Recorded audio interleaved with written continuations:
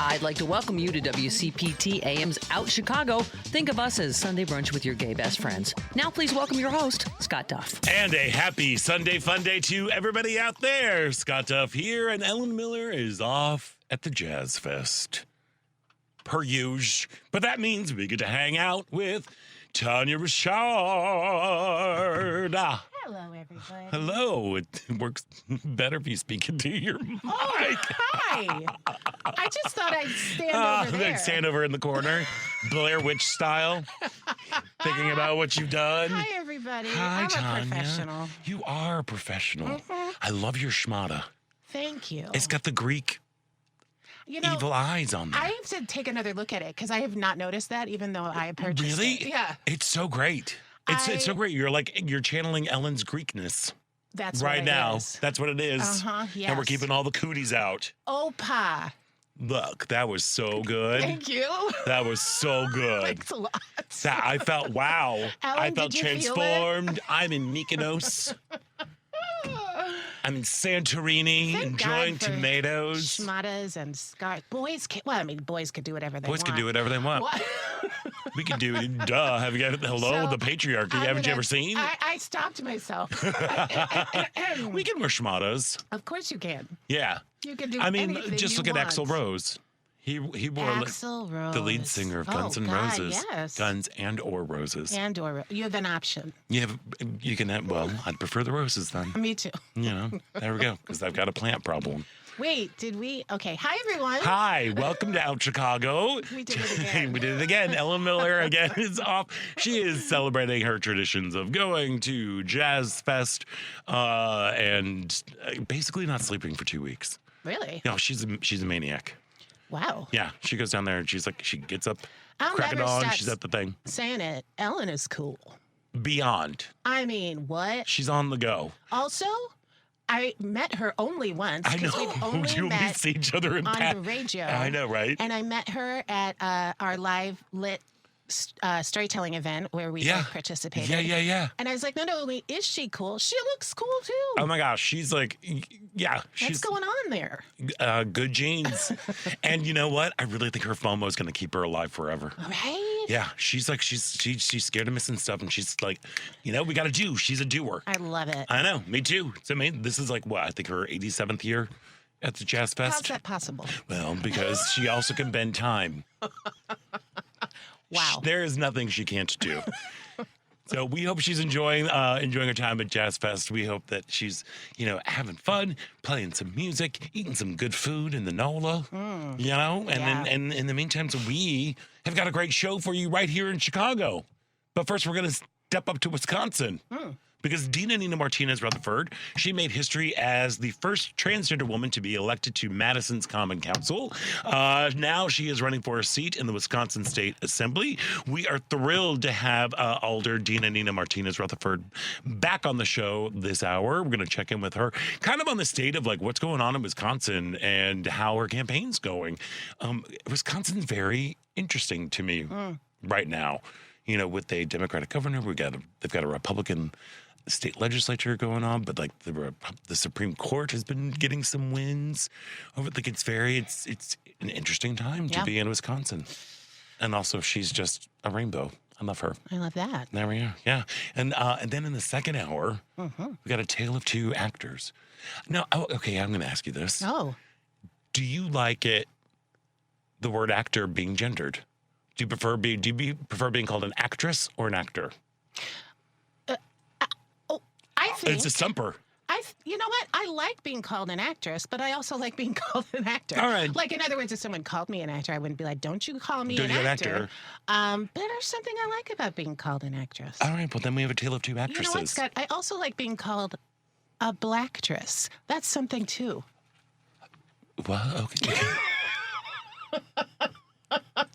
Blacktress is when you get particularly melodramatic. Oh, no, perform. Oh, you know. No, okay. I get it, but I'm just sitting like, are you, what?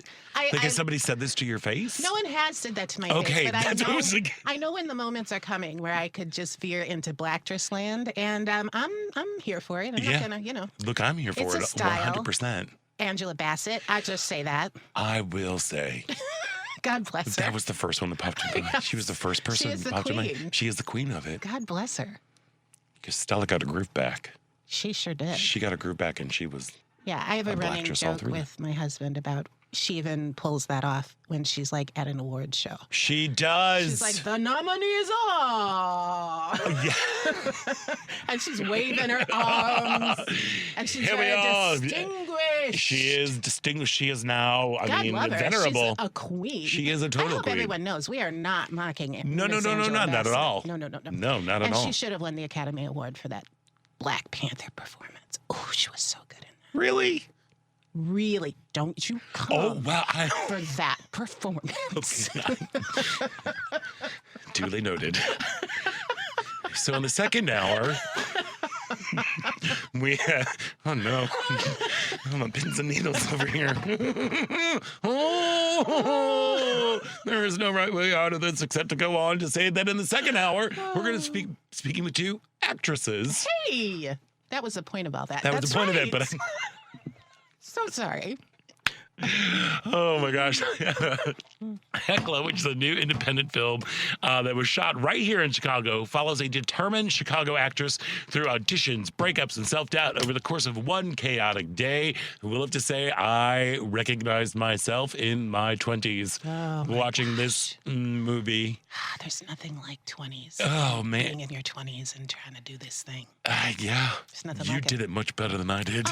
Well, I don't know about Different that. paths. Different paths. Yeah, Different exactly. paths, yeah. But And converging paths yes, at I times. know. And Elizabeth Stamm, the film's star and co-writer, will be joining us in the second hour.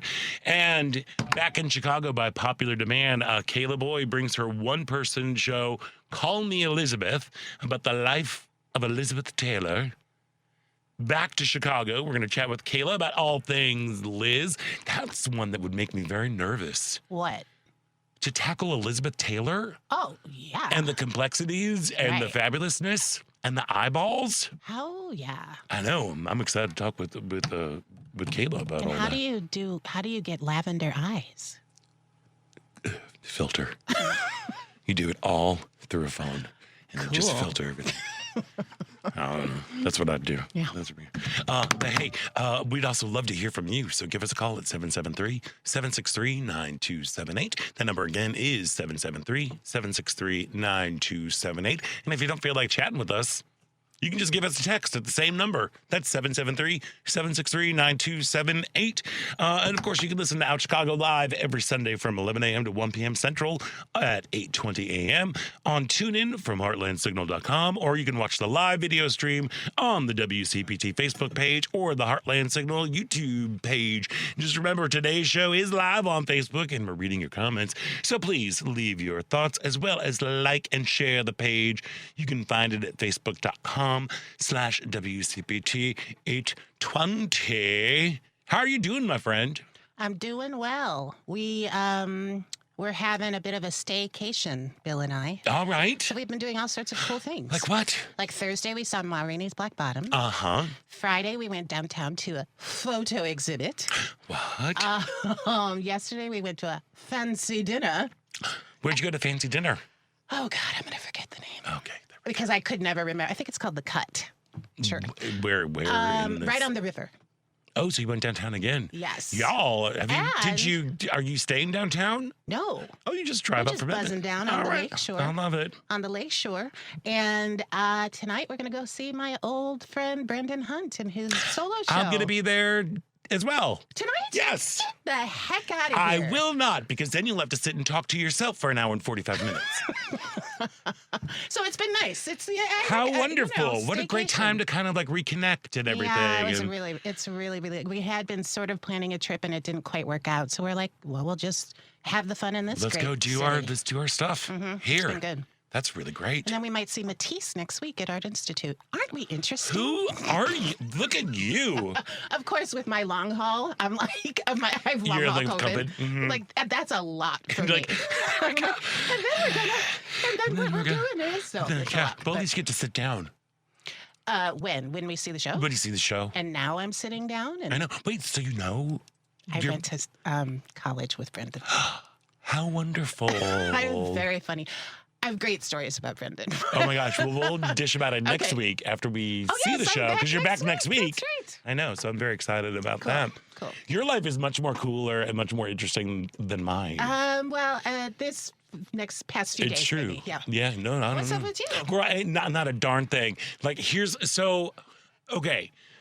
So we're kind of doing, Jerry and I guess are kind of maybe doing the opposite of a staycation. Our schedules are so opposite right now, which just really, really stinks. Yeah. And we're also trying to remember that we're people, Yes. not just a couple, but we're individual people. So like we try to make plans with other folks, which Right. unfortunately will overlap. With your time. So last week I went to go see the world premiere of Out Here at the Court Theater, a new musical. Yes. I went last week, and then Jerry went this week.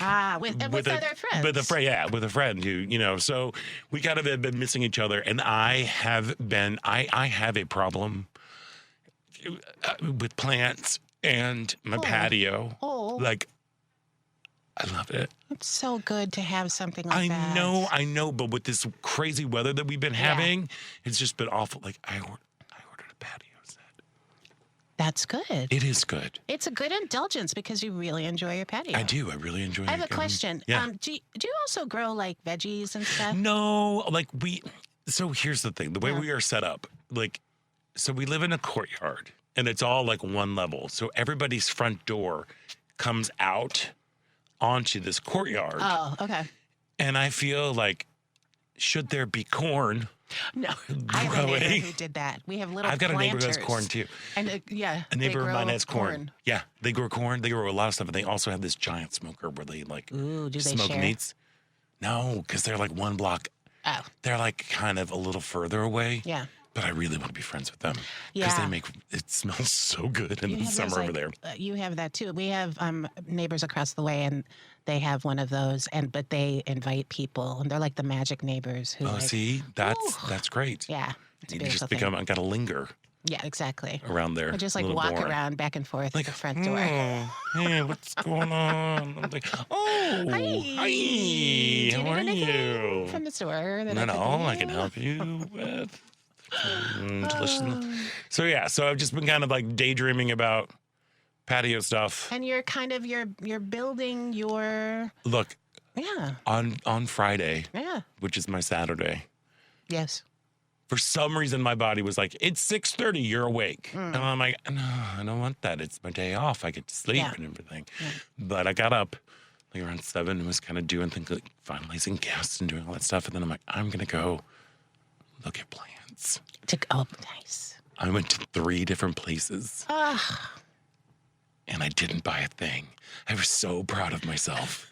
I was so proud. Thank you. I mean, We're getting all the know? claps over here from Devin. I mean, sometimes, yes, it is good to remember. That's something I always tried to teach my kids. Is like you can go and enjoy like looking at things, and you don't always have to buy. Right. I know. Thank you. It took a while, but it's all right. It took a delayed Devin, reaction. can I get one of those at some point today? Sure. Please? Thank you. Wow, it's that coming was right easy. now. That was easy. Coming in right now. Yeah, no. So I would love to plant vegetables and everything, but it just seems like it's not aesthetically pleasing. Sure. You know what I mean? That's So I want considerate. to make it look kind of, it's my little oasis. It's my time from people are crazy these days. Sure. I deal with the public a lot, like with my day job. Yes. Which is, it's really fun. service. Customer service is really, really Yeah. is challenging, and especially like the volume that we get. Yeah. Usually, I have, I make incredibly wonderful little relationships that are happening. Yeah. And it's very odd what people will tell you when you're bringing up tomatoes Solo show. and bulgogi. It's strange, but what people will tell you, they're like, you're a bartender. But I've got this one lady who I'm very friendly with, this bus driver who works for the CTA, and she comes in. I'm like, how are you doing? She's like, I'm literally coming in here and I'm going home and I am locking the door and I'm just not going to be around people. So I'm kind of dealing with that. Absolutely. And that's what my patio does for me. It provides a little place to, and it's also nice just to kind of get your hands dirty. I maybe I could have. I've wanted to have a garden, and I've tried, and I've failed miserably. And I finally fired myself from that job of thinking I'm the gardening type. But I'm kind of craving it this year. Well, I mean, here's the thing, that it's been a lot of trial and error. Yeah. And a lot of like what works here, knowing kind of like where the sun hits. I also have like a very finite amount of space. Sure. And I have even less. Like we literally just would have we have the downstairs planter, but mostly it's just a porch, hanging porch with a little planter thing. Okay, well, yeah. So It's just about knowing like what you need: a thriller, a filler, and spiller. Get out of here. Yeah. That makes a lot of box. sense. So you have something that catches everybody's eye. You have stuff that kind of like fluffs things up, and then you have something that spills over the edge for a little So drama. if I went somewhere and was like, "Can you help me find a thriller, a spiller, and a what?" Filler. Filler? Do you think that translates? Or Maybe. Is that a thing, or you made that up? I think it's a thing. I've heard it before. I like that. I know it's a little cutesy way to say it. Yeah. Anyway, look, I've got a new patio set that's arriving this week, and of course it's going to rain, and I have to set it up, and I don't know how. Like, What are when the am I gonna do it? colors? We need a new one. Well, it is. I'll show it to you. I got it on. Okay. But it's like, I was a little worried that it's like a little office furniture. You know, You can always. Can you return it? I can return it. Okay. Yeah. But I have to put it together to see if it's, and then you have to take it apart. Sure. Anyway, I also have a friend who just bought a condo. She's like, if you don't like it, I'll buy it and put it in my thing. Well, there you Great, go. there we are. There we go. I know. But it's like, it's very modern, and but it's like metal. The one thing is it's dark colored, and that's going to be hot. Do you have something against dark colors? Back to the blacktress. So you're racist. Yeah. See, I knew I wasn't going to be able to do any. Oh, no. I really am. That was, wow. She's making it very uncomfortable. I told you this morning I was in a very sassy mood. You so are more sassed by the glass that's I am going on over quite there. Sassy. There we are. I need you to channel a little Felicia Rashad. Oh God. Do you know? Well, do we have time? Real quick, yeah, sure. We have.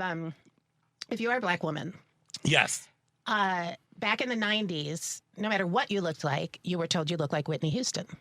Okay. And now, no matter what you look like, you're told you look like Michelle Obama or Felicia Rashad. Really? Yes. And it's hilarious because you could literally look nothing like them. And those are the two. And that's meant as a compliment. Like, Right. if they're going to Yeah, bother compare you to anyone, those are the two. And in the 90s, I never earned the Whitney Houston. So I never looked. My sisters did, but I didn't. But I do get Felicia Rashad and Michelle Obama, which Michelle Obama. Neither one. Nope. Neither one.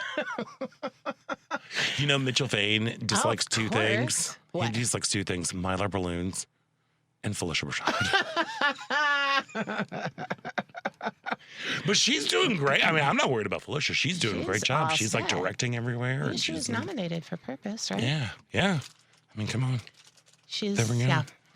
yeah. She's Anywhoozles. All right, we're gonna dig our way out of this like racial cabal. this racial cabal. But actually, probably not, because we're gonna be diving into like. Oh God. Oh, that's next. Yeah, we're gonna be talking about. Like Tania has a podcast called Tanya's Take, and we're gonna have a brief little podcast about Tanya's Take coming up. But first, before we do that, this part about Chicago is brought to you by Team Hochberg. Are you looking to purchase a new home with a patio, and new patio furniture, and some plants that you did not buy because it's still too cold, even though you really want to buy them because it's really pretty and it makes you feel good? Well, then you need to do what I did and call Team Hochberg, your trusted local lender. Don, a trucker, 30, married to Mary, a teacher's aide, 29, with 2 kids, combined income $125,000 a year. Call Team Hochberg to secure a mortgage on their first home. David answered all their questions, explained the funds required for a down payment and closing costs, then introduced them to an experienced realtor. Let's review. David answered Don and Mary's questions, introduced them to a realtor, and helped them secure a mortgage on their new home with a backyard they can build everlasting memories. If you are purchasing a new home and would like the same outstanding service as Don and Mary, call David now at 855-56-DAVID or visit 56david.com. Team Hochberg has helped thousands of WCPT listeners, but they can't help if you don't call 855-563-2843 or visit 56david.com. Don't take my word for it. Check out Team Hochberg's over 700 5-star Google reviews. Atlantic Coast Mortgage, Equal Housing Lender, NMLS 643114. We're going to take a quick break, and when we come back, there is more Out Chicago right here on WCPT Heartland Signal.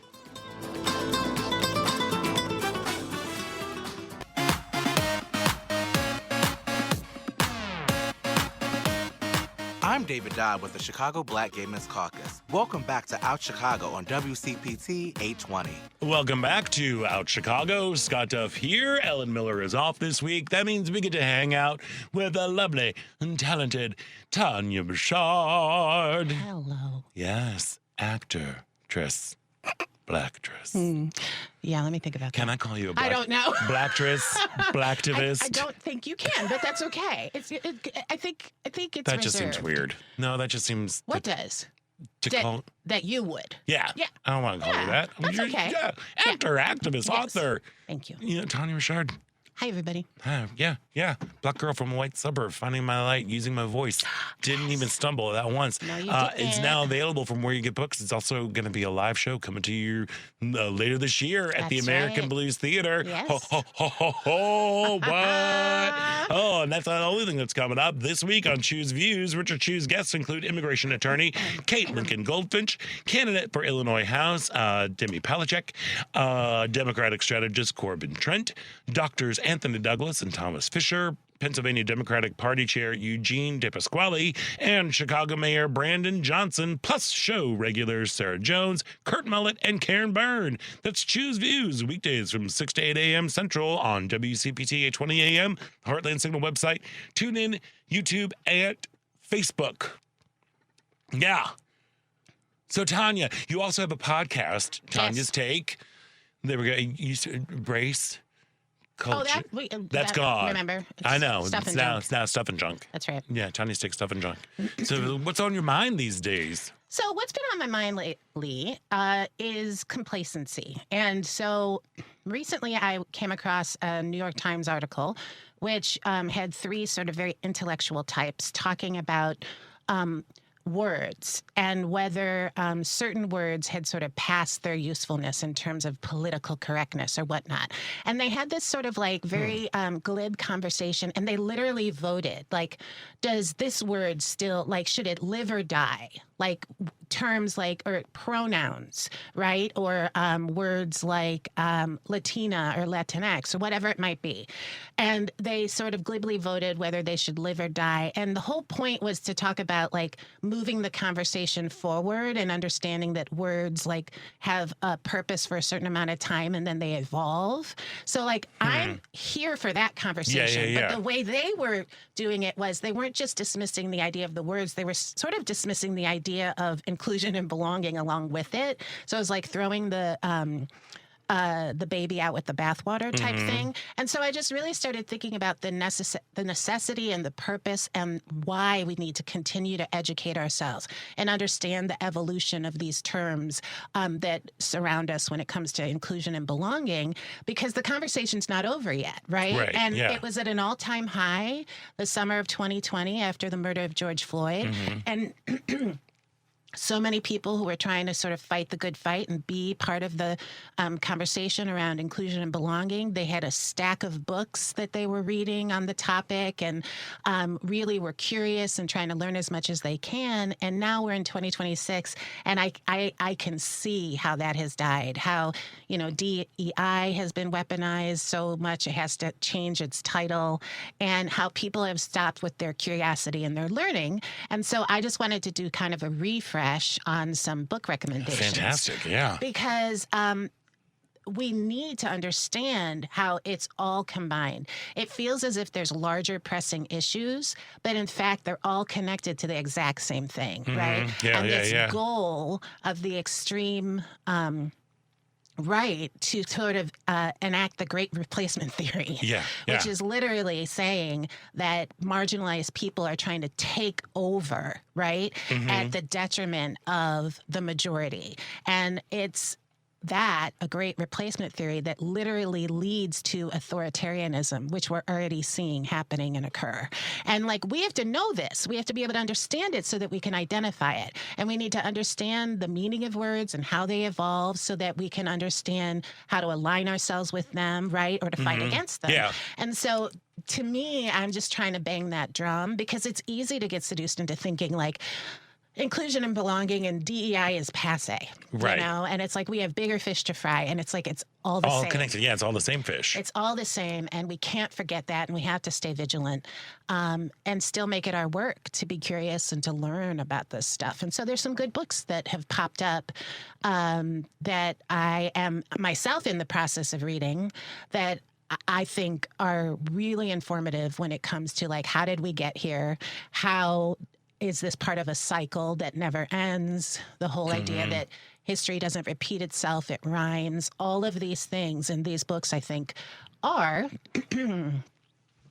a good kickoff. Good, yeah. Great place to start, yeah. So Chain of Ideas, which is Ibram X. Kendi's most recent book. So he's the one who wrote How to Be an Anti-Racist, which was very popular in 2020 and has a lot of important ideas. And now his most recent Chain of Ideas really does talk about the Great Replacement Theory and how it's connected to authoritarianism and Nazism and all of the above, which is what we are seeing. Which is what we're folks. seeing, yeah. It's what we're seeing. Like, and people will throw that around like as if it's a metaphor. It's like, it's not a metaphor. It's actually happening, It's what's actually happening. I mean, look, they were chanting it in Charlottesville. Yeah. And that was as long ago as it was. You think that was 10 years ago. That didn't dissipate. It's just like more. The volume is turned up. So that is a really important book, I think, that has some really important ideas, but also he writes in a way that is very digestible. And of course, his other books, like Stamped from the Beginning, is another great book that talks about from Reconstruction and essentially the invention of white people, right? And how that was weaponized. And then Eve Ewing, who is such a brilliant young writer. And she has a book called Original Sins, which is very much rooted in how systemic racism is rooted in our school system from day one. Yeah. And what a signal that is and an example of how we have gotten where we have gotten. So I'll just name those two, and both of these writers have other books too that you could do a deep dive on. But if you were looking, or maybe if this little segment reminds you to get back on the horse, and if you're feeling kind of helpless and not sure what to do, never forget that you can take the reins in terms of what you're learning and understanding, and that there's evidence of what has happened in the past that will help us understand what's happening now. And if we dig in, we can be the change that you want to see. You can be the change, you can understand it, a little bit more, recognize it, all of the above. And see it and calling it out. You know,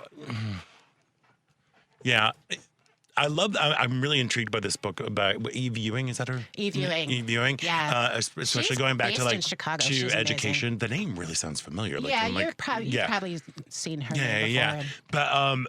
But you know, it's funny. I was like, I feel very, very lucky in my life where I have had,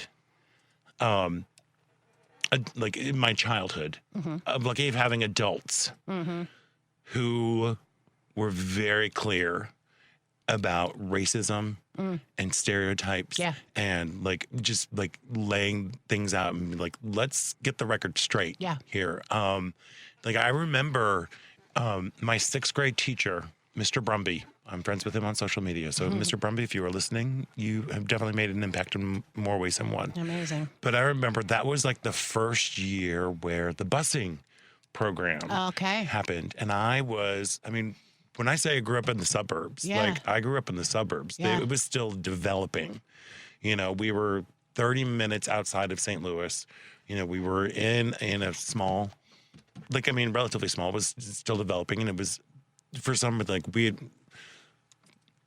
had ended up in a growingly affluent community, even though like my parents got divorced and, you know, my mom, it was an odd, it was an odd place for me to be watching like people with money coming in and everything. And then we had we had students who were being bused in from the city to come out to the school, and it was a big challenge for a lot of. I mean, because again, we were a small little white group. It was a big challenge, and there was one day that Mr. Brumby sat us down. He's like, I want you to think about what these kids are doing every day. They get up at 5 o'clock in the morning. Yep. They sit an hour on the bus to get here to come to school. Like, he went through everything about, like, they do this, and you are not welcoming them. You are not, like, there was some child, like, look, you have to think about what these kids are doing to get an education that you take for granted. Wow. You know, and it was one of those moments where I'm like, oh. It's the other side of busing that isn't always considered, because it's viewed as only advantage for those students who are being bused in. Right, Except it's not ever really thought about, except for the people experienced, about the burden of that. Yeah. And then when they're going back home, what they're dealing with within their communities having been pulled out of their communities, and the opposition that they're encountering and all those things. I mean, the thing with the education too, which with Eve Ewing's book, is it's resonating so strongly with me, because so much of my book and the solo show is about, a lot of people will ask about, okay, so you grew up in an all-white suburb and you experienced racism, and the assumption might be that it was a lot of bullying from the kids, but the truth is my bullies were my teachers. Yeah. And so the importance of that relationship between a Black student and a white teacher, if that is the dynamic, and how easily that child can be stigmatized and, adultified, and harsher punishment and all of those things.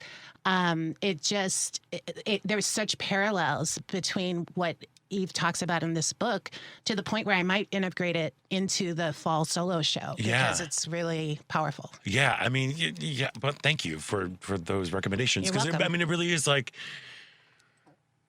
a newsflash: racism isn't over. It's not done. It's not over. And it has so become deprioritized, as if it doesn't have everything to do with And yet, at the same time, it also feels like there is a rise in it, because of all of this horrible behavior that is happening in our government, that is happening with this administration, because of all of this stuff in the zeitgeist. Like you're saying, and people are like, okay, we don't need to think about this, but we need to be thinking about this every day. And it's a continuum. It's a continuum, that's the thing I want to keep emphasizing is this is an ongoing process. Remove one for the other. It's all the same thing. Yeah. Right. It's a lot. It is a lot. It is a lot. But we can read about it. And it's interesting stuff. I find it endlessly fascinating, which is why I love to continue to learn and read about it. Yeah. But it's really eye-opening and important to know. Yeah. And again, like... So good. Sorry, my brain is just kind of going into like 18 different directions. I'm like not quite sure. Oh, another great book is called The Sum of Us with Heather McGhee. And there's an interview between Heather McGhee and Ibram X. Kendi about his book Chain of Ideas on YouTube, which is excellent as well. Oh, okay, cool. Yeah. So you can find that on the YouTube? Yes. Look up Heather McGhee or Ibram X. Kendi. There you go. You can watch that. And then afterwards you can look up Bad Chicago. Sorry, I had to do a plug. It's important. I know, but is it? Not as important as that is what you're talking about. This is another thing. Like going back to, so you said DEI has been rebranded. It's been rebranded to Inclusion and Belonging, and it happened once it was becoming so weaponized by the administration that people who are in this world, educators, literally had to change their name because they could no longer work within corporations or in professional development or get funding because diversity, equity, and inclusion became a word that literally, if it existed in a document, say that you were writing for a grant, AI would be like, ding, by not qualified. Some dum-dum from Doge named Big Balls. When that all started to happen, those of us in this world were like, okay, we're going to have to succumb to this. We're going to have to move it to inclusion and belonging or culture building, which has its own effectiveness and is the same work. But I've decided, like, that's the last time I'm going to succumb to, like, whatever the weaponization of this stuff has done, because it's like, we're changing the title, which isn't somehow giving them the power. Like, they can do that to us. Yeah. And it's like, we got to be proud of what we're doing and we've got to call it what it is. But, Yes, DEI, forget about it. I know, and that's the thing that drives me so kooky. I think just calling it DEI again. At the beginning, I was like, I don't want to do that anymore. We're calling it diversity, equity, and inclusion. Well, there's that too, and you right? tell me which part of that don't you like? I love that. Yeah. You know, like it's a it's really just good point. like, It's a don't really call good it point. DEI. Which of these three things do you think is really offensive to you? But it's like literally like clients and stuff in the past who were, because of 2020, ready for the DEI and their platforms and their all of this. And then now they just don't even feel like they have to do it anymore. You know? Right. And they're like, oh, we've been given the pass. We don't have to do this. But and so now, because if we do this, we're going to be financially hurt in some way. We'll be financially hurt. Well, this, and we just don't have to. And we didn't really care in the first place. We were just doing it because we had to, you know? Wow. All right. So, that's some deep thoughts going on right there. That's what I'm talking about. All right. Well, okay. Thank you. Thank you for that food for thought. You're welcome. Okay. So we should probably take a break on that. Callers, thank you so much for calling us. We're probably going to have to wait until the second hour to take you, just to let you know if you are calling in right now, if you are on the line, because we do have some guests lined up, including our next guest, Alder Dina Nina Martinez Rutherford. She was the first trans woman to be elected to the Madison City Council. She's now running for Wisconsin State Assembly. We're going to be speaking with her right on the other side of this break, so stick around. You're listening to Out Chicago right here on WCPT Heartland Signal. I'm Honey West. Welcome to Out Chicago on WCPT. Welcome back to Out Chicago. Scott Duff here, along with the wonderfully, amazingly talented Tania Richard. So happy that you're here. Happy to be there. Hey, and Monday on Live, Local, and Progressive, William Muck will be in for Joan, and his guests are Tim Gunsberg, professor of international law at the University of Chicago, director of the Forum for Free Inquiry and Expression, and author of the book How to Save a Constitutional Democracy, Abdullah Al-Barani, associate professor of accounting and economics at Northern Kentucky University, and Barbara McQuaid, big fan, legal analyst and author of the forthcoming book, The Fix, Saving America from the Corruption of a Mob-Style Government. Tuesday, Turi Ryder will be in for Joan, Ken Mejia Beal on Wednesday, Jill Winebanks on Thursday, and Doris Davenport will be in this chair next Friday. Joan returns Monday, May 4th, Star Wars Day. Live, local, and progressive weekdays from 2 to 5 p.m. Central on WCPT 820 AM, heartlandsignal.com, and the tune-ins. There we go. We are having some technical difficulties right now, connecting with Alder Dina Nina Martinez Rutherford. But in the meantime, we'll go to the phones and check in with Roosevelt. Roosevelt, hey, how you doing? It looks like you want to talk about this madness and chaos that was the White House Correspondents' Dinner. First of all, good morning, Tania. Good morning, Scott. Good morning. Yeah, you guys are always talking about entertainment, particularly on Friday, especially you, Scott. So what did you guys think of the Kabuki Theater that we saw last night? Let me tell you what I think about it. Nobody ever worried about the safety of the president. Nobody criticized his people that were protecting him. No, to me, it was a commercial for that ballroom, because even Trump said it. Even Trump said it.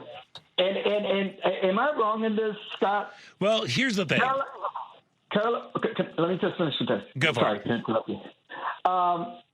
Caroline Lovett, prior to the dinner, said there's going to be some shots. Specifically, that's what she said. And Donna, what's his name? Donna, the guy from the UFC. He said, and I quote, "It was awesome." That's it. What do you guys think?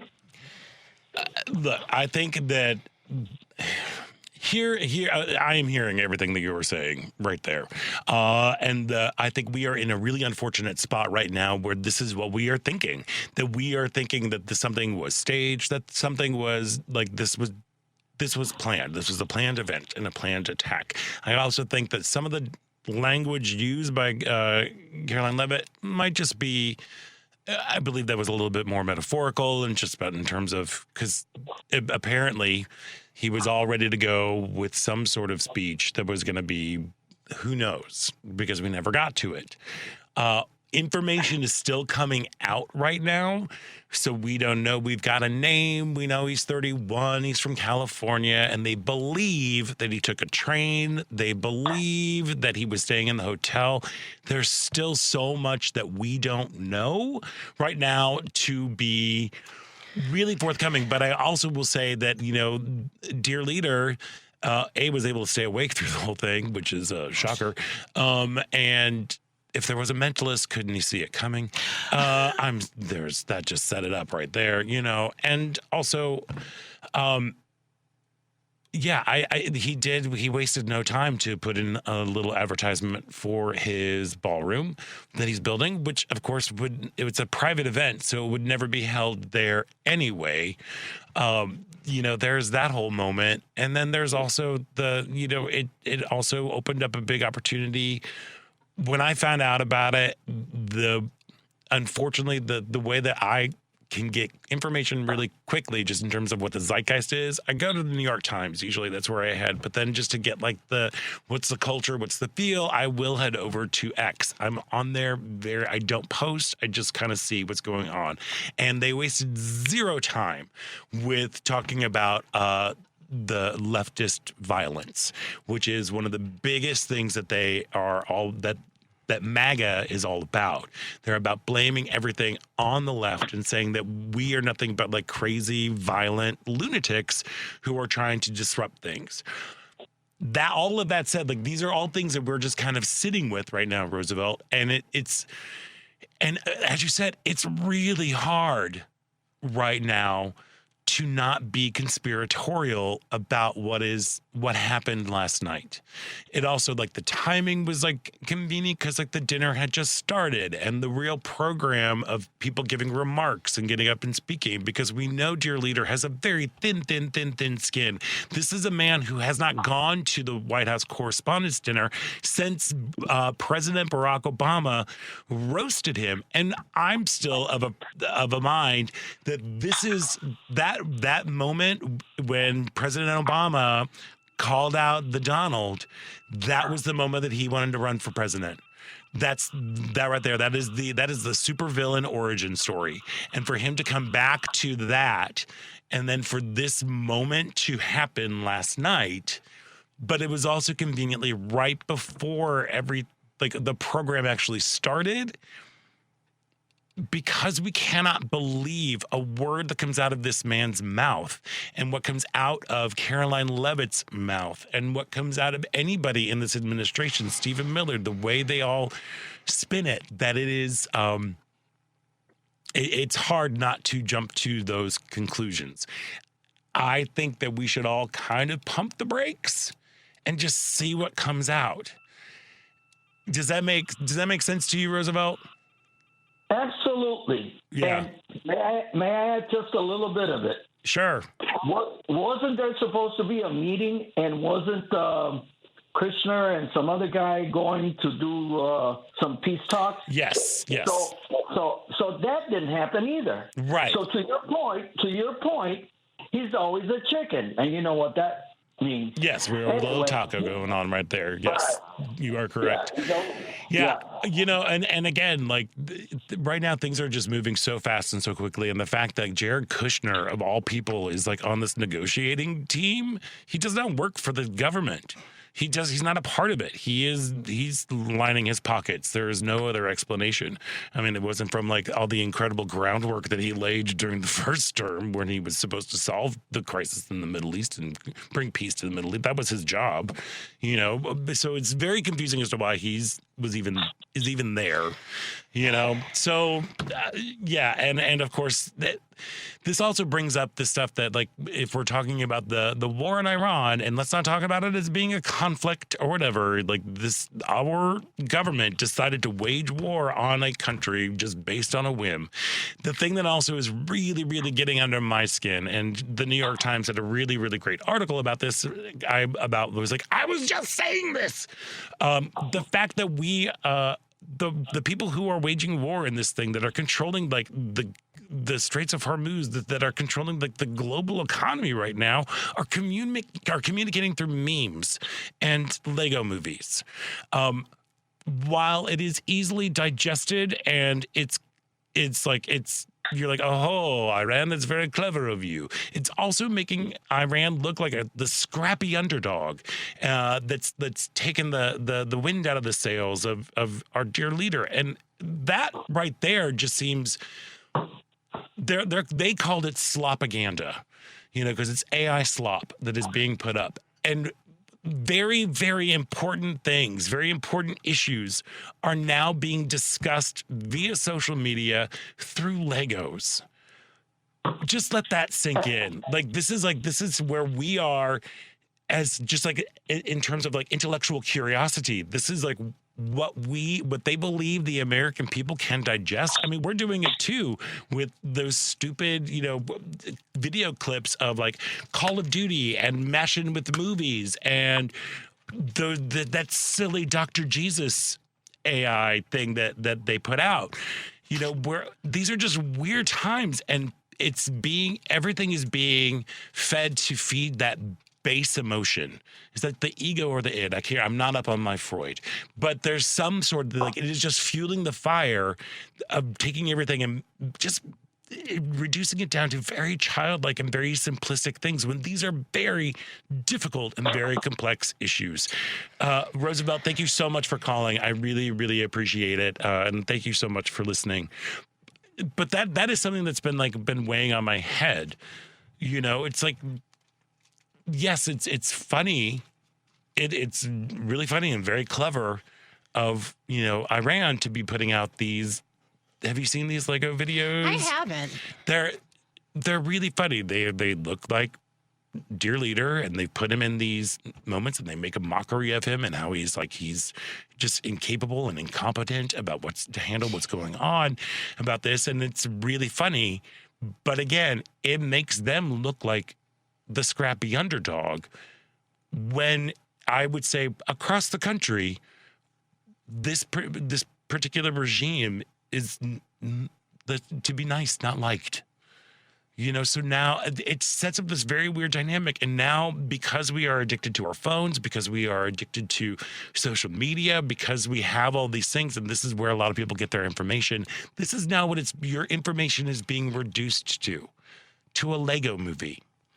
Think about that. That is how you are basing your decisions, how you plan to vote in future elections, in the midterms that are coming up. You're basing it on a meme. That's not good. It's not good. And again, then you have these incidents like what happened last night at the White House Correspondents' Dinner, where you have somebody who came in who fired shots in the lobby. The president and the cabinet were evacuated, and then he gives a press conference 2 hours later, he's unfazed about what just happened. He's making an advertisement for his very unpopular ballroom, saying that it'll happen here.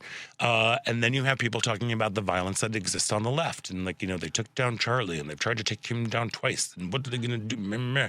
That is where we are. And it's a very awful place to be, folks. And I think we need to make sure that cooler heads prevail and that we're doing our own research, because you cannot trust stuff that just comes over the internet. And there we are. Well said. Thank you. We're going to take a break, and then we're going to do a big shifteroonie. Thanks for sticking with us. You're listening to Out Chicago right here on Heartland Signal.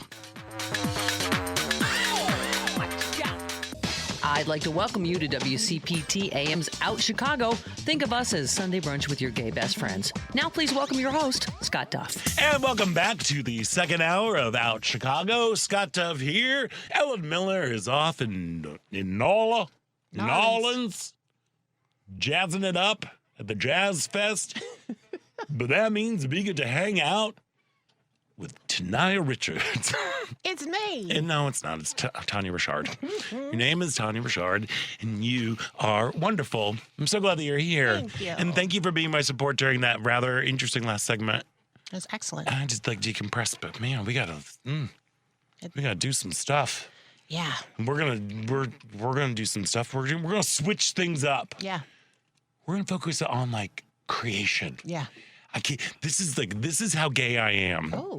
I keep quoting Rent. Mm-hmm. The opposite of war isn't peace, it's creation. Right. And that is, I have been saying that mantra over and over and over again. And I believe it's us artists that are going to get us through this whole rigmarole. Yeah. I'm not even sure what a rigmarole is, but it's there. I know. I'm going to look it up. All Keep right, you going. do. Well, don't do too much because we've got to talk to people. I know. There, okay, great. Because this hour we're going to be speaking with some lovely, fantastic artistic folks. We're going to be chatting with Kayla Boy, who's bringing her one-person show, Call Me Elizabeth, about the life of Elizabeth Taylor, back to Chicago. And then, did you find out what rigmarole means? It is a long, complicated, and often tedious or pointless procedure, process, or story. Oh my gosh, that just describes this administration. So there we are. They're tediously long. But right now, I'm super excited. Look, whenever I see a movie that is based in Chicago, I get far too excited. Yeah. It's silly. And I'm here for it because I just love the city and I love the Chicago theater scene. And this is like two great tastes that taste great together. Because in the new feature film Hecla, which is making its Chicago premiere on May 10th at the Music Box Theater, it follows a determined actress through a chaotic day of auditions, breakups, and self-doubt. Like I said, it was like watching me in the 90s. Yeah. There we are. And joining us now is that determined actress, as well as the film's co-writer, Elizabeth Stam. Elizabeth, welcome to the show. Hello. Thank you so much. I'm so happy to be here. We are so happy to have you. Congratulations on Hecla. Thank you. Thank you. I'm so excited for Music Box premiere. It's coming so soon. It's coming very, very soon. And look, we were lucky enough. We got a little sneaky peeks. We got a screener. Oh, did you? Yeah, I've seen the whole thing. Come on. Oh, good. Come on now. I know what to talk good. about. First of all, again, congratulations. And for real, like, I don't know how old you are, but this was literally like a day in the life of me. I'm not going to speak for Tania, maybe for Tania too. In the 90s of like, I've got 18,000 auditions and I've got a show that night and I'm going to be like sparkly and awesome and do my thing all day long. Where you pack your bag at the beginning of the day for like 10 10 hours. things. I know. And then you get back and it's midnight when I get back. How did this film come about? Well, actually, I met the director in 2019. So we've known each other for like 7 years now, and he was writing a film at the time called Relative, about a family who got together for one of the son's graduations, and he had this chaotic girlfriend at the time, and he never wanted to be with his family for the graduation party. He wanted to be hanging out with this girl named Hecla that he just met. And I guess Mike had always kind of wanted to take one of his characters and expand on it. And I was lucky enough to get to be a part of the expansion. And he wrote the script. I think I got introduced around like script number 12. And we kind of got to work on it together. And then after a while, he was like, hey, why don't you take this script, just rewrite it, have fun, go crazy, and make Hecla as much of your own as you can. And that opportunity just blew it open. It was the coolest thing I've ever gotten to. And that is kind of how we ended up with, script number 27, Hecla, the one you know. Yeah, wow. So was this your first go as a screenwriter? It was. I've never done anything like it. Stop. And honestly, getting like an outline or like a full script already made it just so much easier and so much more fun to be able to kind of because that's super vulnerable. Like writing, I was so scared. Yeah. But being able to kind of have something to play with already was definitely just the perfect way to enter into screenwriting. So did you play Hecla in the other movie? I did, oh, yes. That's cool. That's really fun. Yeah, I mean, now it's like we're kind of like Faulkner and setting up Yakapatawpha County, and now we've got characters from all over. I love this. Wow. All right.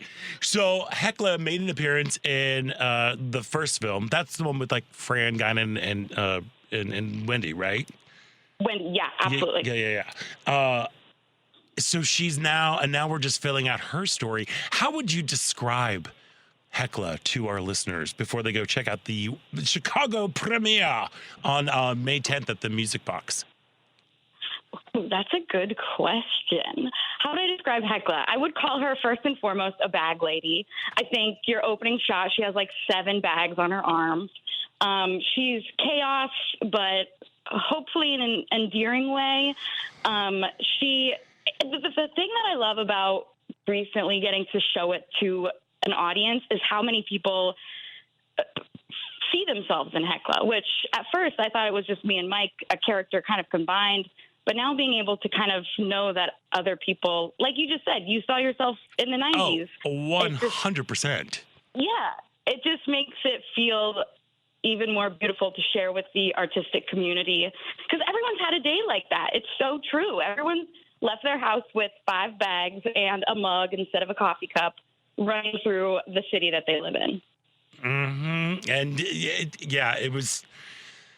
it really was kind of, I don't know if it's too, I wouldn't call it insider baseball, but it does feel very much like a glimpse into this world, because it actually reminded me of a day that, oddly enough, that took place at this particular building that I'm in right now, but before it was CPT, I was like, my mom was in town, which meant that I had a car.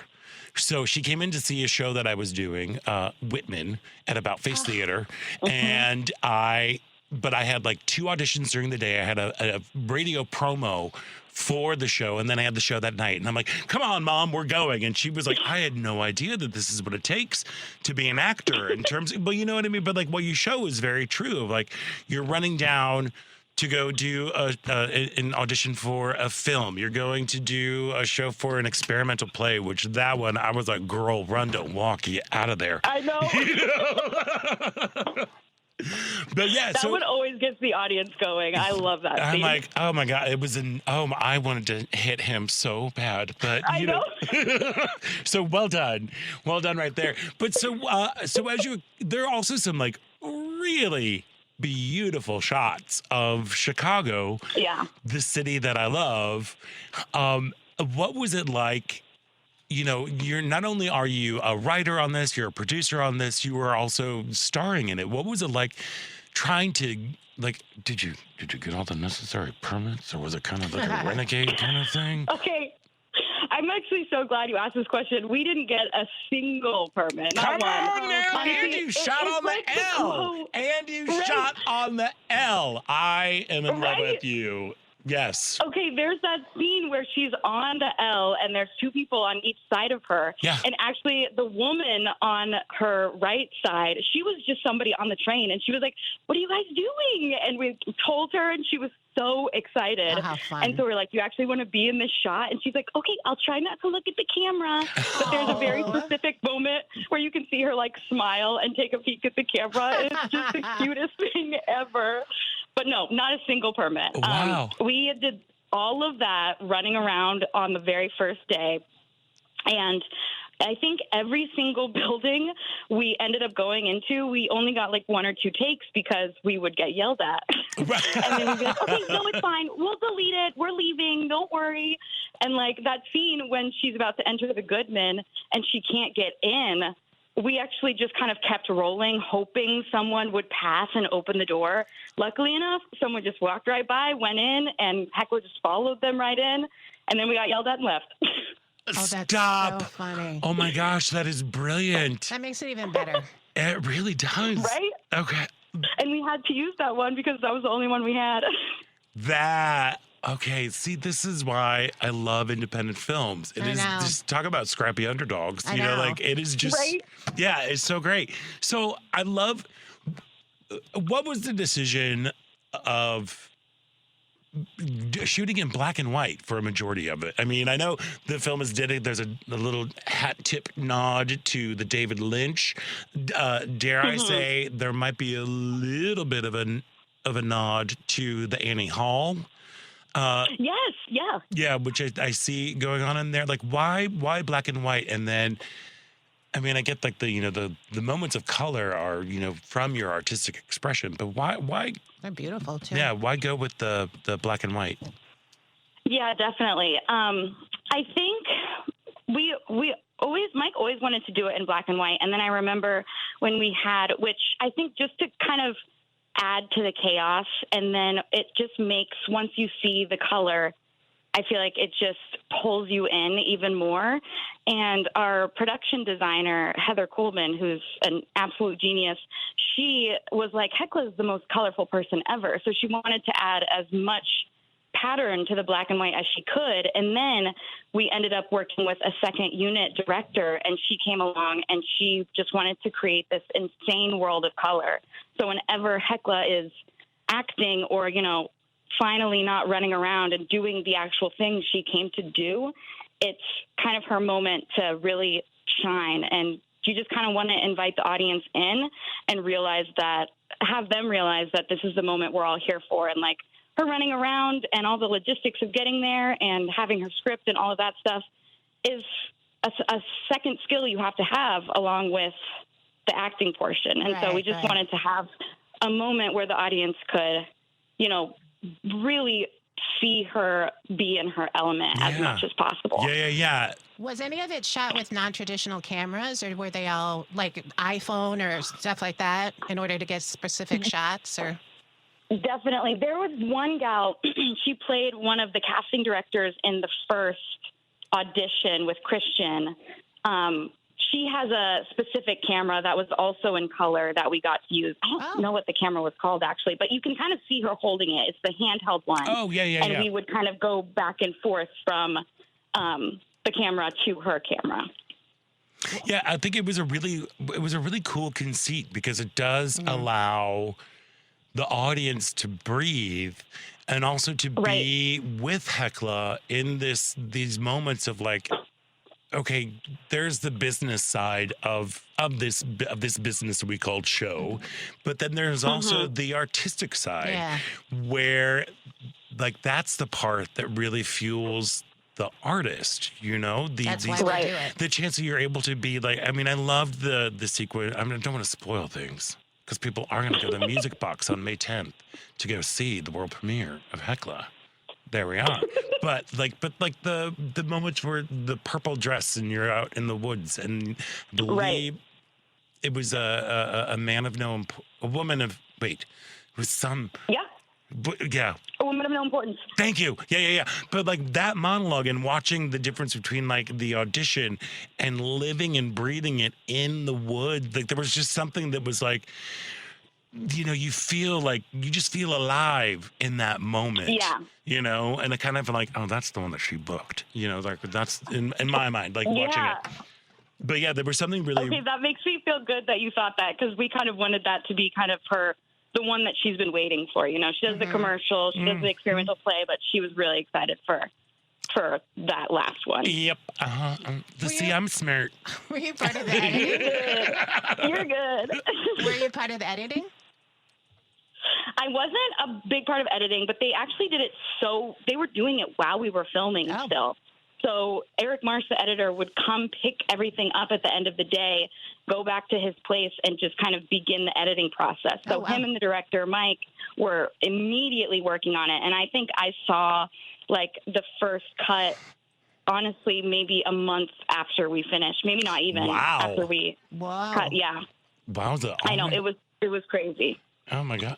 So when folks do finally get the chance to go see Hecla, which is going to be May 10th at the Music Box Theater, what do you hope they leave with?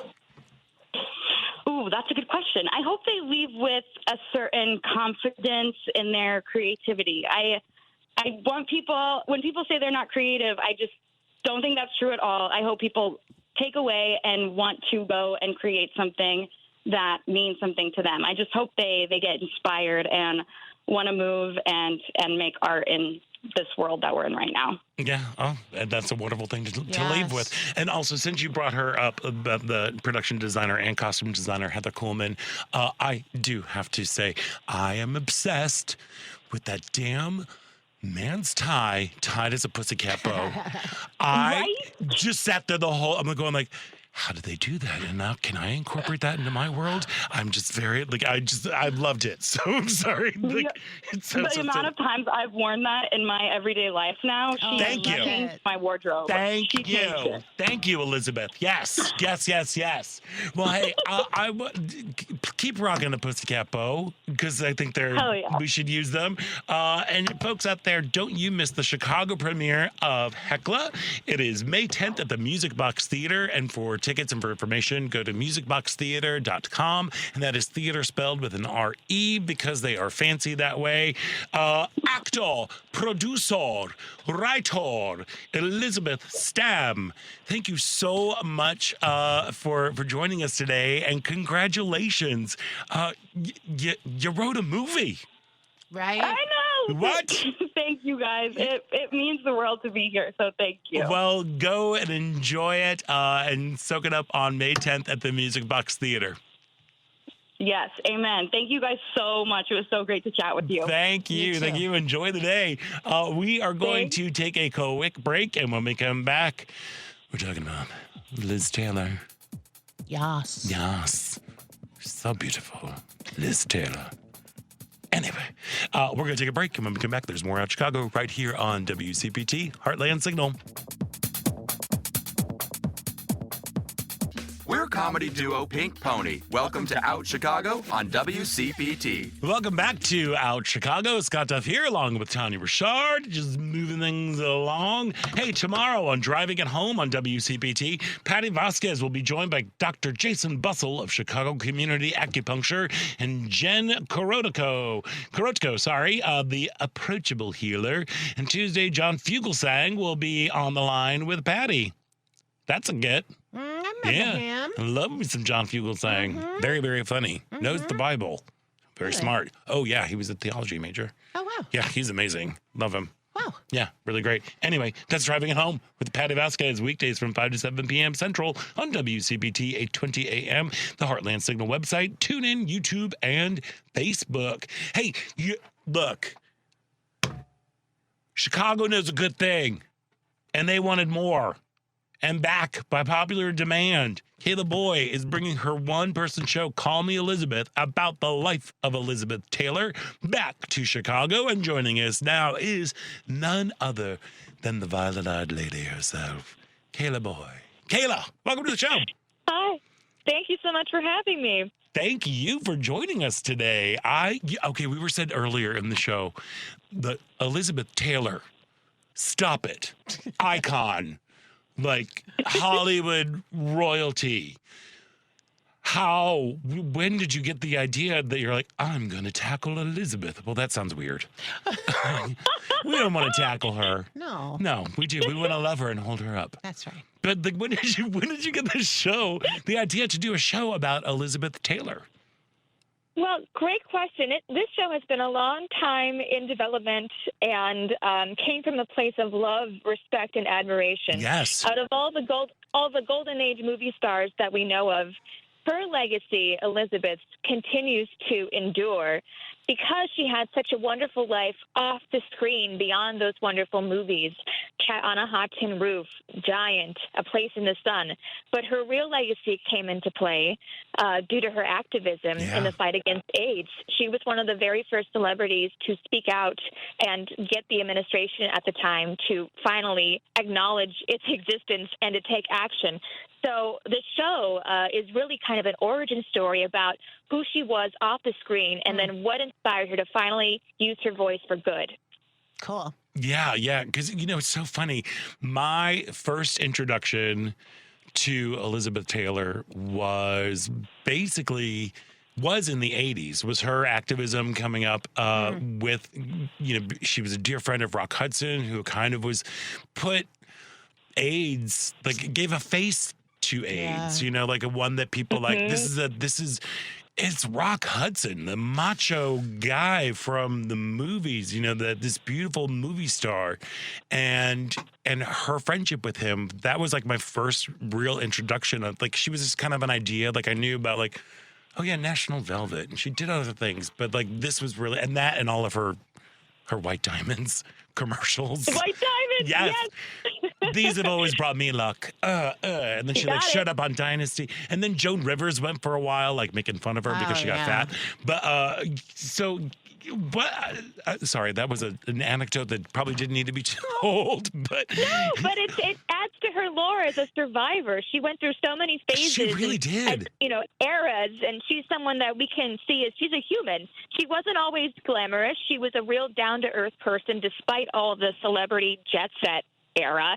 She had a real sense of humor and a real sense of compassion and empathy for others, and that's what I try to reveal in the show. And Act 2 really does focus on her friendship with Rock Hudson and the moment she finds out that he had been diagnosed. And unfortunately for him, it was a simultaneous diagnosis of AIDS, and he was forced to come out. Like, he had tried to keep a life off the screen, and it was just brutal for him. And it was a dovetailing of that terrible diagnosis and the world finding out, this heartthrob, Rock Hudson, is also gay, which at the time, was shocking to many people. So what a time to explore. So that's what the show kind of tried to tackle. Yeah. So Act 2, that's a newer development, right? It used to be just a one-act thing, and then you developed it and developed Act 2. Am I correct with that? Yes, that's correct. Yeah. I had touring the one-act version to various festivals, and it had played Pride Arts last season. And this past year, I had paired up with Richard Burton's nephew, Olivier Award-winning West End director and Broadway director Guy Masterson, who has helped dramaturg this new second act, which focuses on direct knowledge of the family dynamics and her as a real person. So I'm excited to premiere this second act for the first time at Pride Arts in front of live audiences. What? So this is the first time you're performing it? Yes, yes. Stop. Yes. So I think Big deal. I feel like maybe I skipped the one part where, like, what was it about Elizabeth Taylor? Had you always been a fan? What attracted you to the spark where you would write a show about her? Yes, I had always been drawn to the golden age of MGM movies, particularly because they were just so magical and enduring. And her as a person, seeing her in these films, but then finding out, she had a whole life off the screen. This is someone whose life should be told. And there have been, to my knowledge, no plays devoted to her life.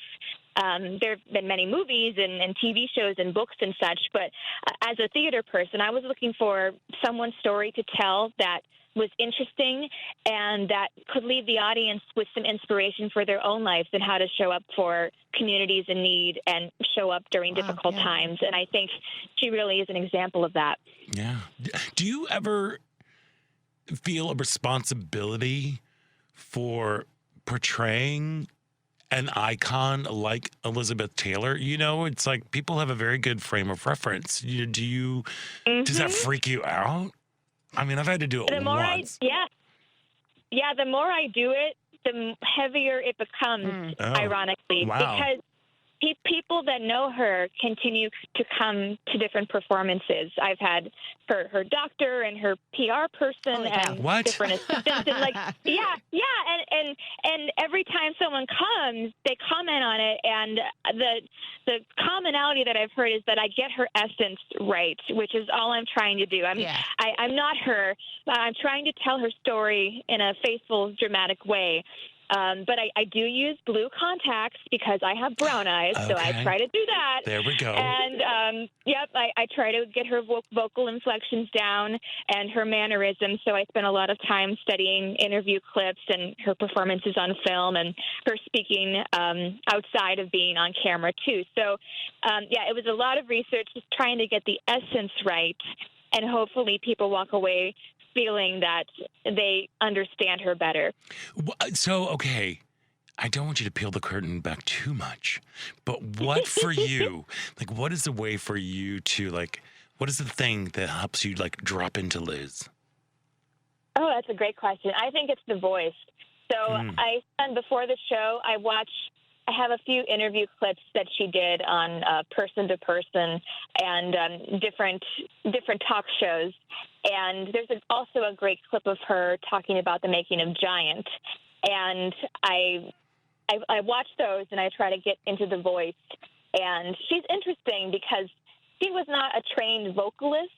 So her vocal habits, I wouldn't say are necessarily healthy for an actor. She has a lot of vocal fry, is what we call it, when you don't project enough and you don't use enough air. So I have to be cognizant. It's a fine line between trying to get her just right and also sustaining my performance, doing the show by myself for, an hour and 45 minutes with an intermission. But there's a lot of talking for That's one a lot of person. jibber jabber you got going on there. Yeah, it's a lot. So that's pretty much my process.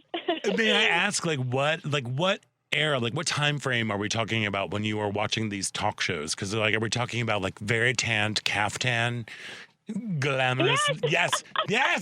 And I feel like those were when she was most herself. That sort of, she wasn't trying to have the persona of the movie star as much in the later years. Yes.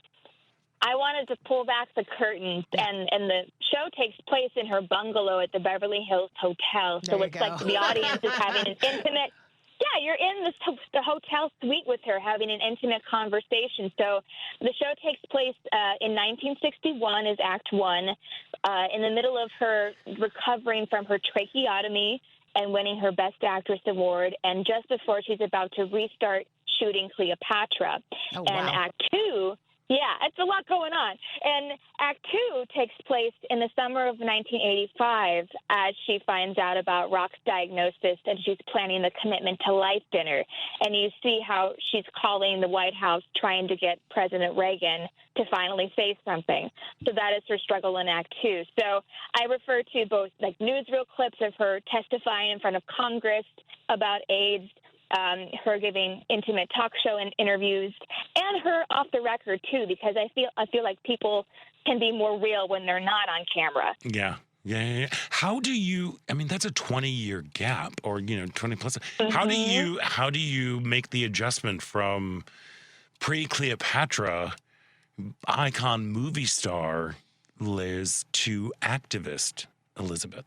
That's a great question. It is a big jump. Yeah. Luckily for me, 1985 was kind of her renaissance. She had just gone to rehab. She emerged freshly tanned and had dropped 50 pounds, and she had debuted that nice 80s feathered hair look. Oh, so that hair.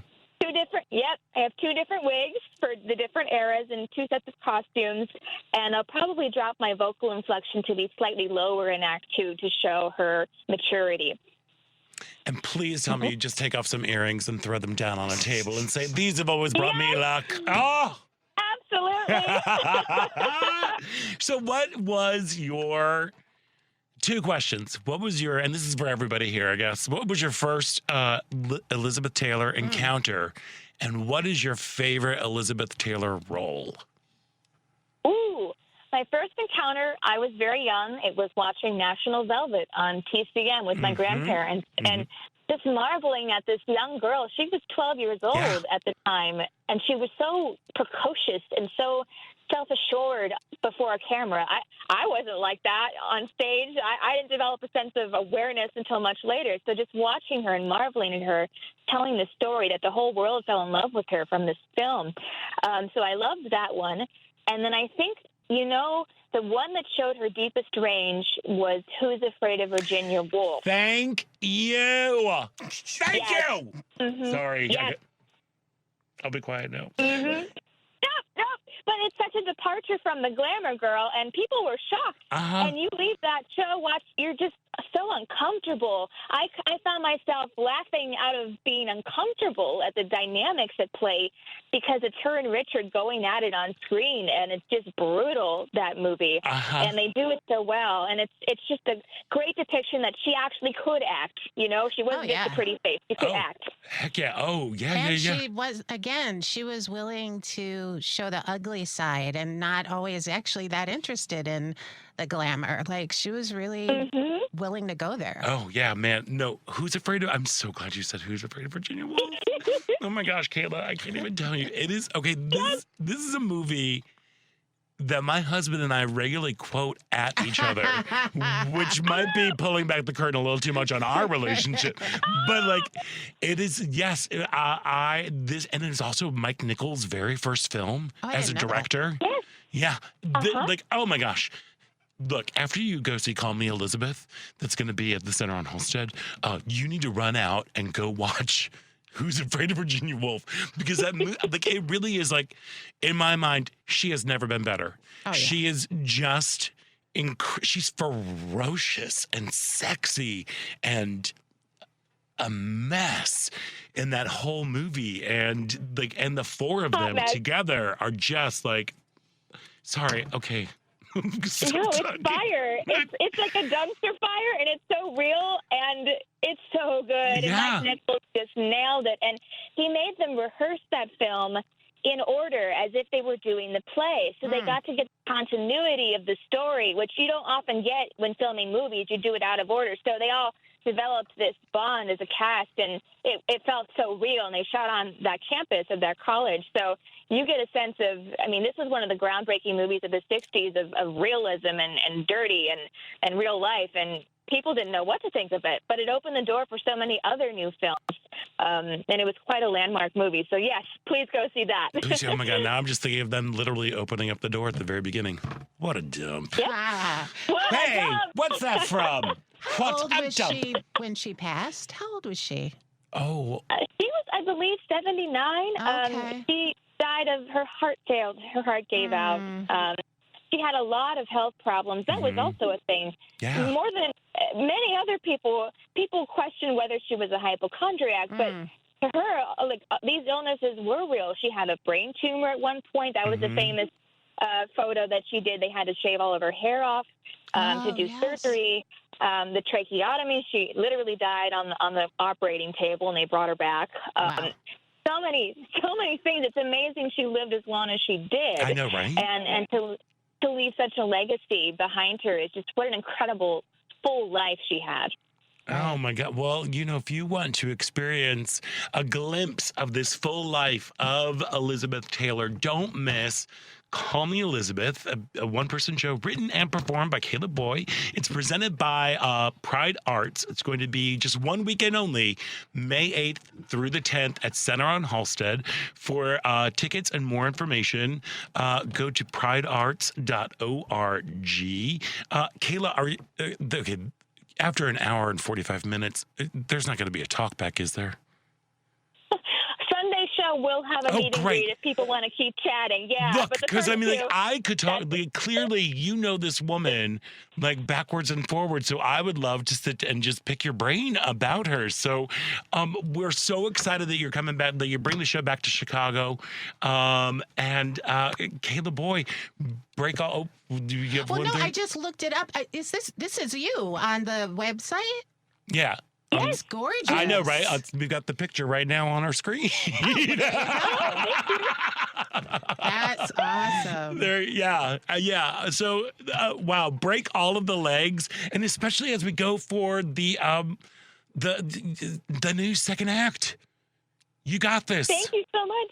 Thank you. Thank you very much. I'm so excited to share this with Chicago, and I really appreciate the chance to speak with you about her. Thank you. Well, thank you so much. Again, Call Me Elizabeth, presented by Pride Arts, is May 8th through the 10th at Center on Halsted, written and performed by Kayla Boy. Kayla Boy, thank you so much, and these have always brought me luck. There we go. All right. We are going to take a quick break, and when we come back, it is the final thrilling, show-stopping moments about Chicago right here on WCPT Heartland Signal.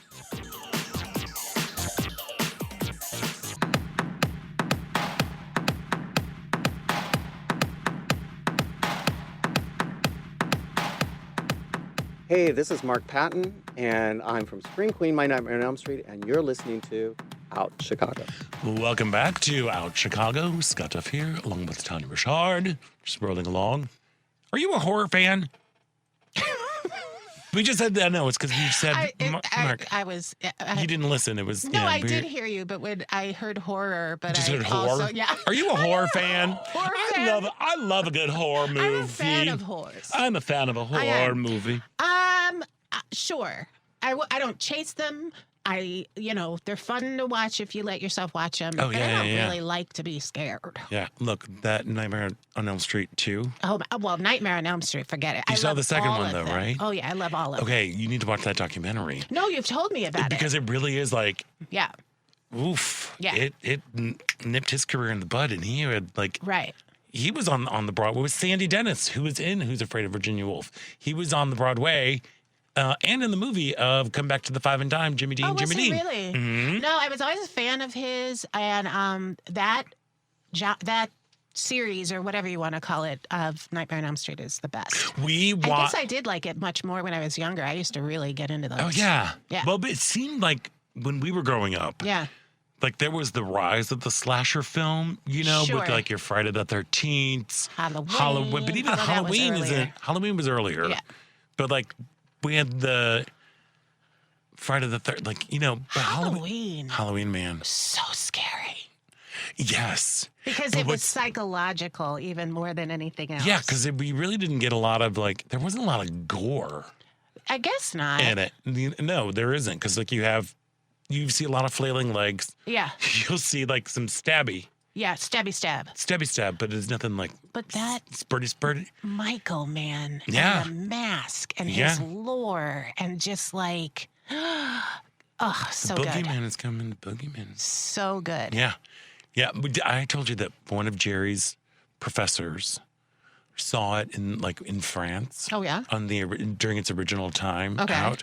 The French loved it. Really? Because they thought it was an art film about the evils of suburbia in America. That is hilarious. And who's to say it wasn't? Who say it's not? John Carpenter.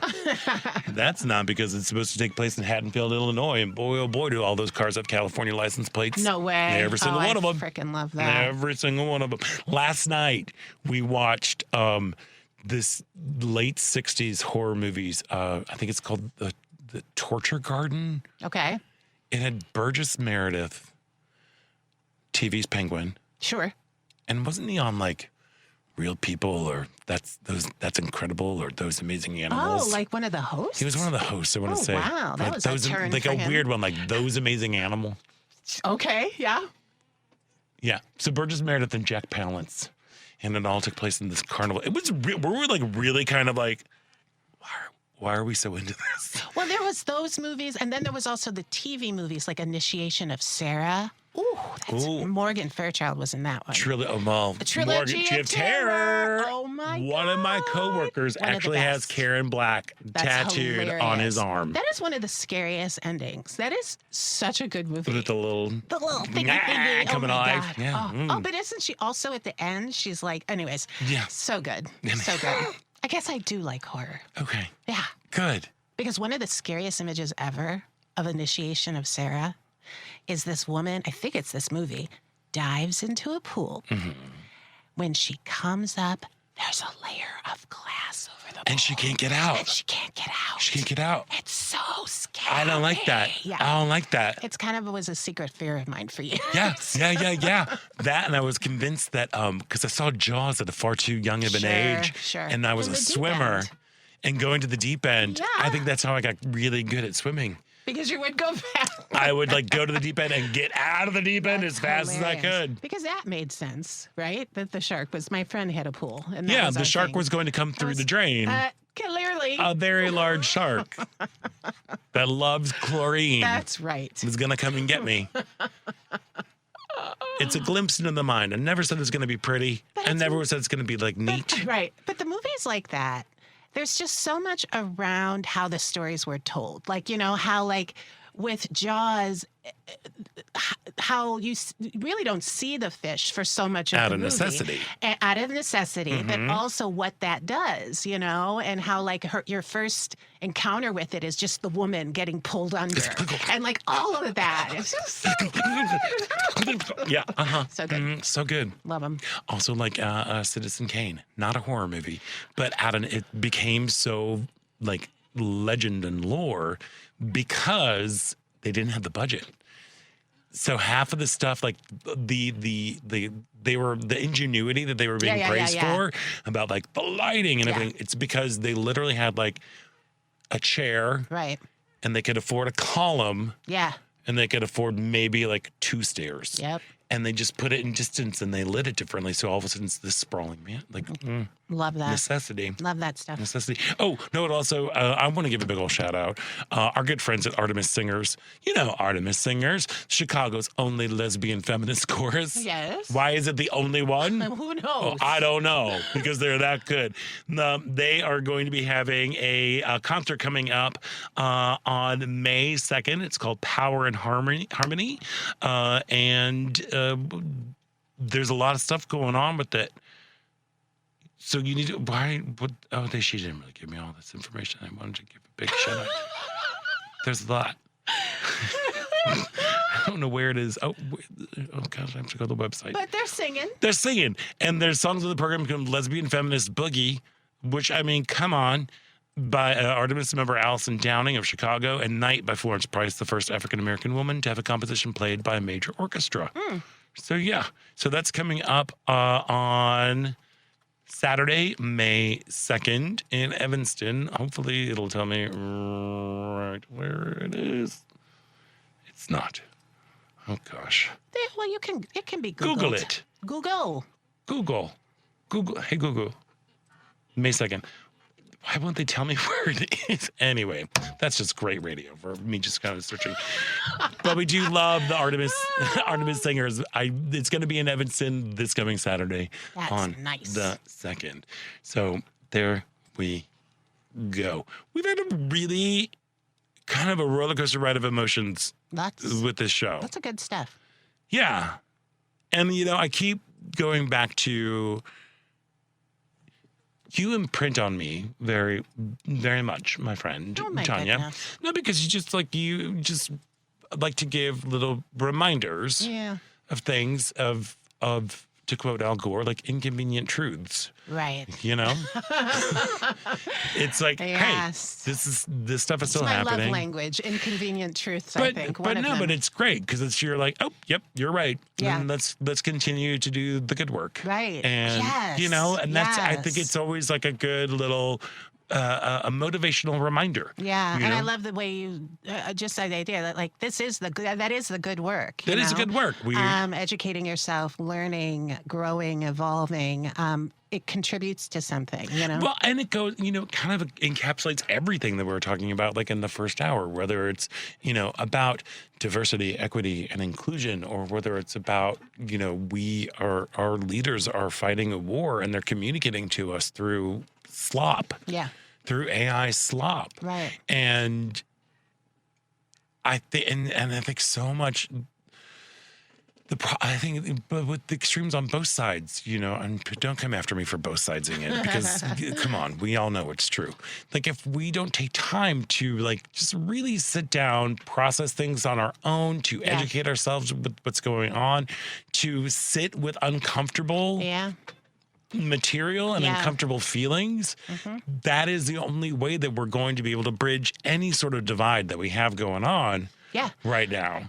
And to sort of not let the erosion get to us, the generation of thought and critical thinking. And then that's what some of those book recommendations will do. They'll really get you just to think differently and to not take everything at face value and remember to challenge everything. I mean, I don't believe anything I hear. I challenge everything always. And that's how I stay in it, not just taking it on the surface level and being like, well, that's what I've been told. I think there's always a way to challenge and overturn. To challenge and shift the narrative. It's funny. Well, I guess that's not challenge. I was able to grab lunch with a friend, which was just balm for my soul. $20 salad. Yes. Here we go. Oh my God, I know. Right? But we were talking about.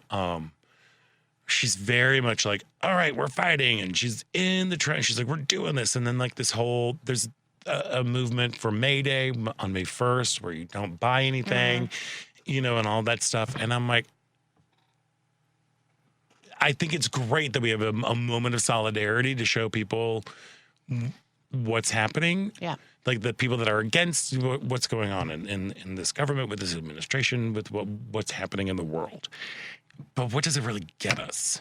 Yeah. You know, like that's, I mean, I understand it as a symbol and as like something like really, really powerful. And I'm going to do my best not to buy anything on the first to contribute to the economy. But I'm like, you know what's more important is showing up to vote. Yeah. Is showing up to like understand who your candidates are that you're voting for. Right. You know, It's interrupting things that are wrong and things that you cannot stand. I mean, if I can like reflect back to you, something you shared where somebody that you said something problematic and you called them in immediately. Oh, yeah. And you have to do it, you know? And thank you for using that. I love, instead of calling people out, calling people in. Calling people in. Because so often, especially if you're getting called in by a marginalized person who's sharing with you that you have caused harm in any way, know that it's a gift because that means that person's invested in the relationship. Yeah. Because I know as a Black woman, I'm not calling you in to let you know that you caused harm if I don't care about the relationship. I will just avoid you.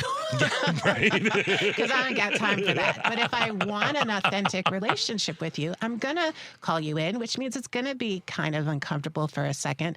But I hope it's taken with the spirit that it's intended, which is that I want to be able to be true with you and not just have to fake the relationship because they're consistently causing harm and not even aware of it. Yeah. You know?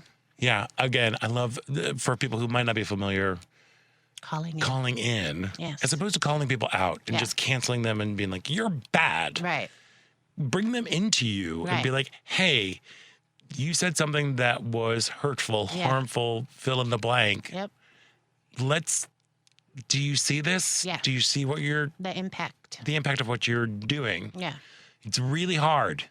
It's really hard to do. It's really hard to do. It's much easier to coast and just to like let it slide. But you know, I've had to have a couple of those conversations, throughout the years, and I think I probably will continue to have those conversations. But I think we also need to be not afraid to have those conversations. And judging from this music, it means that this conversation is done. All right. I want to thank our guests, Kayla May. Oh, what is happening to me? Kayla Boy and Elizabeth Stam. There you go. There we are. Sorry about that, Devin. You are incredible. There we are. And Paul, you are great, whatever it is that you do. There in your little box over there. That magic wall. Tania Richard. So nice. Let's do it twice. Okay. You're going to be here next week. Yeah. Always a pleasure. And I can't wait to see you tonight at the Wolf. Oh my God, how fun. At the Steppenwolfs. Yes. There we are. So Tania Richard will be here with me next week. But until then, I'm Scott Duff. And stay proud.